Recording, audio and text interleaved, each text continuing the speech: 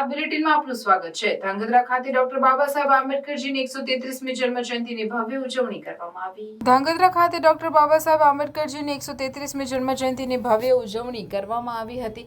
ધાંગધ્રા શહેરના રાજમાર્ગો પર ભવ્ય રેલી ચુસ્ત પોલીસ બંદોબસ્ત સાથે કાઢવામાં આવી હતી। બંધારણના ઘડવૈયા પરમ પૂજ્ય બાબા સાહેબ ભીમરાવ આંબેડકરજીની 133મી જન્મ જયંતિ નિમિત્તે સુરેન્દ્રનગર જિલ્લાના ધાંગધ્રા ખાતે ભવ્ય રેલીનું આયોજન કરવામાં આવ્યું હતું।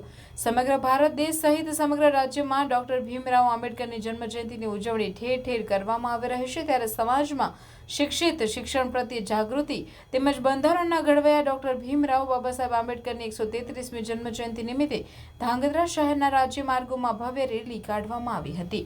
મોટી સંખ્યામાં ભાઈઓ તથા બહેનો આ રેલીમાં જોડાયા હતા। કોઈ અનિચ્છનીય બનાવ ન બને તે માટે ચુસ્ત પોલીસ બંદોબસ્ત પણ ગોઠવી દેવામાં આવ્યો હતો। ધાંગધ્રાના રાજમાર્ગ ઉપર વિવિધ સંસ્થાઓ દ્વારા રેલીનું ભવ્ય સ્વાગત કરવામાં આવ્યું હતું। આંબેડકર સર્કલ ખાતે બાબા સાહેબને પુષ્પાંજલિ પણ અર્પણ કરવામાં આવી હતી। ડીજેના તાલે જય ભીમ બાબા સાહેબ અમર રહોના નારા સાથે સમગ્ર ધાંગધ્રા પંથક ગુંજી ઉઠ્યું હતું। વિશ્વરત્ન વિશ્વ વિભૂતિ ભારતના બંધારણના ઘડવૈયા ડૉક્ટર બાબા સાહેબ આંબેડકરની 133મી જન્મ જયંતિ નિમિત્તે સર્વ સમાજના લોકોને શુભેચ્છાઓ। આજ રોજ ધાંગધ્રા શહેરમાં બાબા સાહેબ આંબેડકરની 133મી જન્મ જયંતિ નિમિત્તે મહારેલીનું આયોજન કરવામાં આવેલ, જેમાં આશરે 3000 થી 4000 લોકો જોડાયેલ।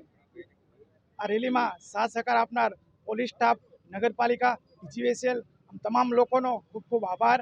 ભવિષ્યમાં પણ આ પ્રકારના આયોજન થાય અને ભવિષ્યમાં પણ તમારો સાથ સહકાર મળી રહે એવી આશા સાથે જય ભીમ નમો બુદ્ધાય। આજે 14 એપ્રિલ નિમિત્તે બાબા સાહેબ આંબેડકર જયંતિમાં સૌ ગ્રામજનો એકઠા થયા અને ભવ્ય ઉજવણી કરી। લોકોને એકબીજાને મળ્યા, શરબત પાયા અને એકબીજાના ફૂલહારથી જે ઠેર ઠેર જગ્યાએ બાબા સાહેબ આંબેડકર રેલીનું સ્વાગત કર્યું।